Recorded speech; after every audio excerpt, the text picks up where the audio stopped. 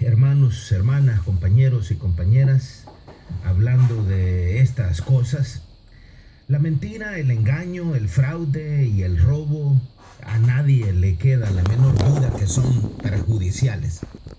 Es como que aquellos que fuman no saben que el fumar es perjudicial para su salud. Aquellos que usan drogas, aquellos que se inyectan cocaína, aquellos que la respiran a través de sus fosas nasales. Sería de más decir que ellos saben que son todas esas cosas perjudiciales para su salud. Pero de la misma manera, la mentira, el engaño, el fraude, la corrupción, todas esas cosas son perjudiciales también para la salud. Pero la corrupción es más que solamente una cosa perjudicial o algo que es inconveniente. La corrupción es más que el desvío de los fondos públicos y es más que la falta de dinero para que la sociedad o para que el Estado pueda reparar las calles o construir nuevas calles, pueda construir mejores servicios de agua potable para la sociedad, pueda invertir dinero en los hospitales o darle más dinero a las universidades para la educación de nuestros hijos. La corrupción es mucho más que el desvío de los fondos públicos que son necesarias para todas esas cosas. Entonces, la corrupción es más que el hecho de que un agente de la policía sea un bandido, como este agente de la policía que detuvieron en estos últimos días con varios kilos de cocaína ahí en el Price Mart de la Santa Elena, en el Price Mart que está ubicado atrás de la Embajada de Estados Unidos. Tengo entendido que lo venía persiguiendo otros agentes policiales que finalmente lo detuvieron desde otro lugar y finalmente lo arrestaron ahí. Y ahora está este policía con miedo que no lo vayan a mandar a cierta cárcel porque hay otros policías ahí que él mismo ayudó a meterlos presos. Entonces, la corrupción es muchísimo más que la corrupción de un policía que es traidor a la patria. Es mucho más que el engaño y que el abuso que un presidente de una república trama para mantenerse en su puesto. Ustedes saben que aquellos que ostentan el poder generalmente se inventan todo tipo de mentira y de engaño para mantenerse en el poder porque no quieren que la sociedad se dé cuenta de lo que realmente son. Acabamos de ver el ejemplo de lo que sucedió allí en Guatemala con Pérez Molina, que él se rehusó a renunciar. Él dijo, yo no voy a renunciar, sabiendo perfectamente lo corrupto que era y lo corrupto que ha sido en toda su vida. Pero él se aferró al poder y no fue hasta que se hicieron otros movimientos políticos jurídicos que finalmente desde la Asamblea Legislativa en Guatemala lo destituyeron y no tuvo otra opción más que abandonar el cargo y finalmente fue arrestado y está el día de hoy guardando cárcel. Entonces, ¿qué es entonces la corrupción? La palabra de Dios nos dice que el corazón del hombre se ha apartado de Dios. En esencia, la corrupción es cuando el corazón del ser humano, cuando el corazón del hombre se aparta de Dios. Y se aparta de Dios porque Dios, el Señor, exige santidad, exige una conciencia pura, honesta, decente, limpia. Pero el pecado al ser humano, el pecado, la maldad, el engaño, la mentira, cuando penetran el espíritu de su corazón, esto hace que el ser humano sea parte de Dios. Eso en sí, es decir, ese detalle en sí es el centro de lo que es la corrupción. El corazón del hombre apartado de Dios es la esencia de la corrupción. Y eso es así porque es precisamente desde el interior del corazón del hombre de donde salen los hechos corruptos que tanto nos ofenden, nos disgustan, nos condenan, nos matan. De el fondo del corazón del ser humano salen las blasfemias, sale el engaño, sale la mentira, sale el abuso de poder. De ahí salen los asesinatos, los homicidios, de ahí salen los robos, los hurtos, las estafas, de ahí salen los pleitos y salen las guerras y sale todo esto que a nosotros nos hace daño. Entonces la esencia de la corrupción es cuando el corazón del hombre está completamente alejado de Dios. Así lo expresa el Evangelio según San Marcos en el capítulo 7, versos 21 al 23. Porque de dentro del corazón de los hombres salen los malos pensamientos, los adulterios, las fornicaciones, los homicidios, los hurtos, las avaricias, las maldades, el engaño, la lascivia, la envidia, la maledicencia, la soberbia, la insensatez. Todas estas maldades de dentro del corazón salen y ellas son las que contaminan al hombre. Por supuesto que para que estas cosas se den, el inicio entonces de la corrupción es un alejamiento de Dios. Y cuando estamos hablando de Dios, estamos hablando de un alejamiento del amor puro, real y verdadero, de un alejamiento de la verdad pura, de un alejamiento de la justicia. Entonces, cuando el corazón del hombre se aleja del amor, de la verdad, de la justicia, de la esperanza, del bienestar colectivo, entonces es cuando aparece la corrupción. Por supuesto que cuando el corazón del hombre es corrupto, entre más poder ese hombre tiene, más capacidad tiene de dañar a una mayor cantidad de personas. Entre menos poder ese corazón corrupto tiene, menos capacidad tiene de dañar a una mayor cantidad de personas.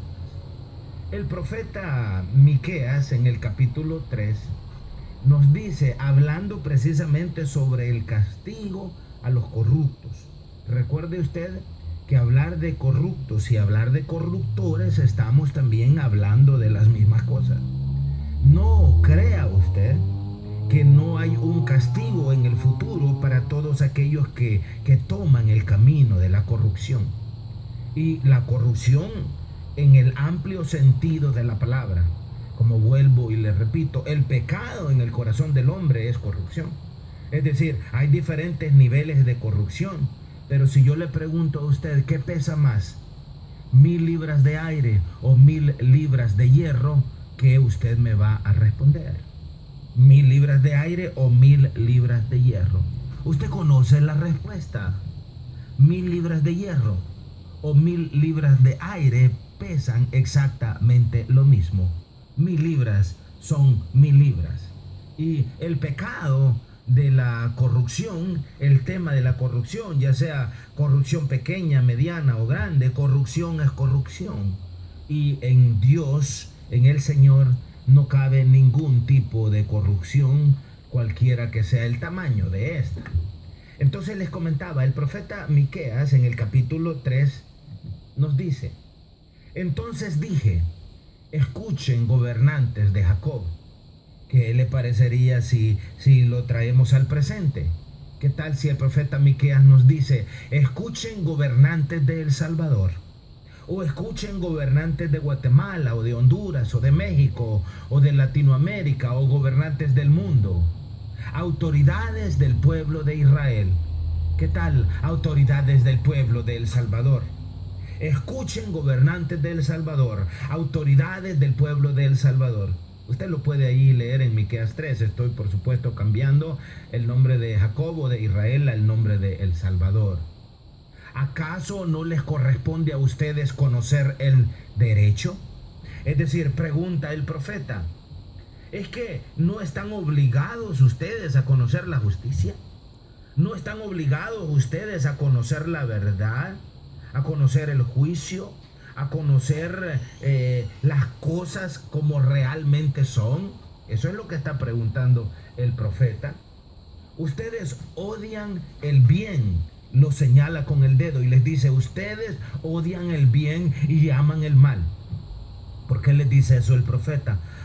Porque los gobernantes son corruptos, porque los gobernantes son abusivos, porque los gobernantes son maliciosos, son mentirosos, son maldicientes, buscan solamente lo suyo propio.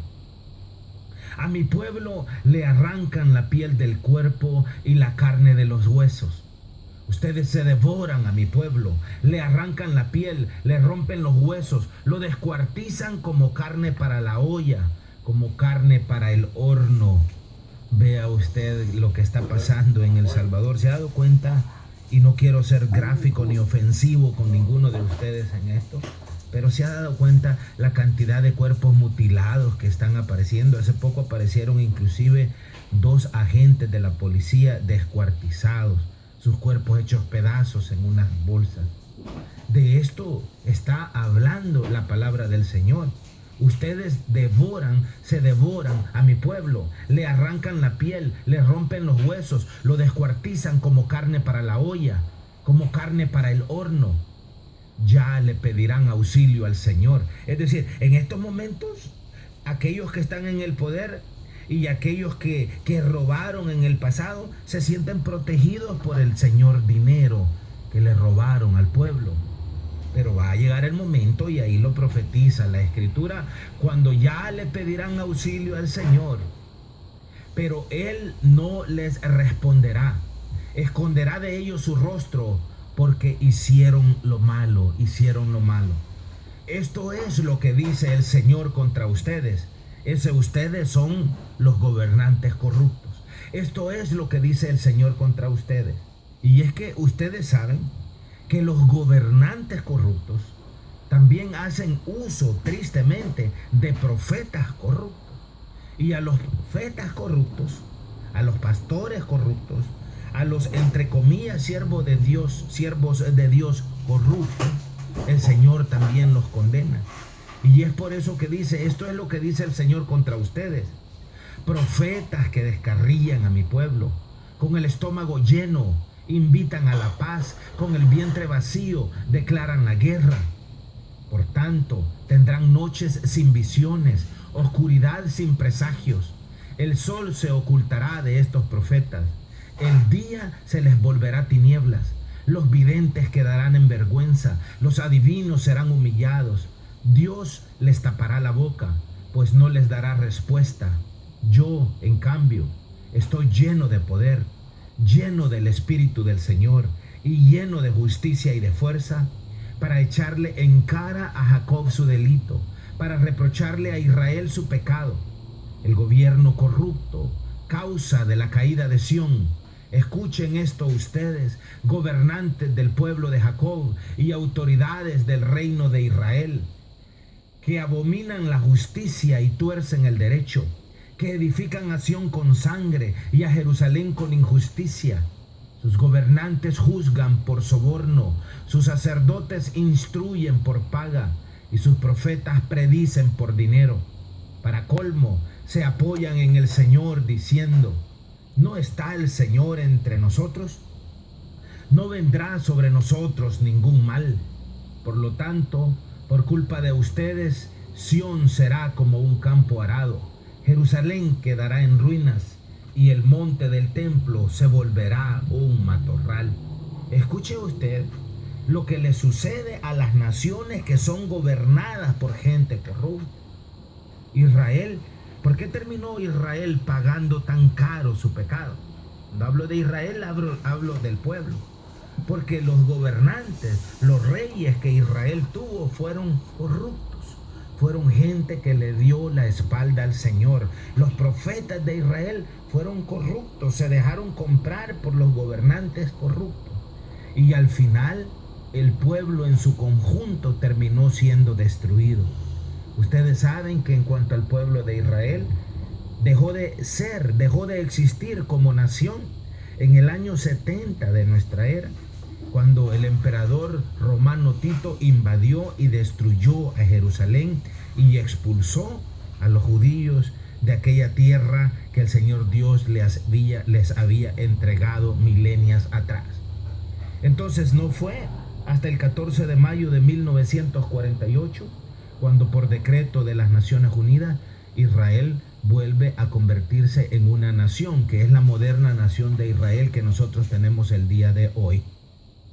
Entonces, un punto bien claro acá es que si bien los gobernantes son corruptos, esa corrupción de los gobernantes trae maldición sobre el pueblo. Vea usted la maldición que hay hoy de la violencia, la maldición de la violencia, la maldición del desempleo, la maldición de la destrucción de las familias, la maldición de las pandillas, de las maras, la maldición de la corrupción que hay en El Salvador.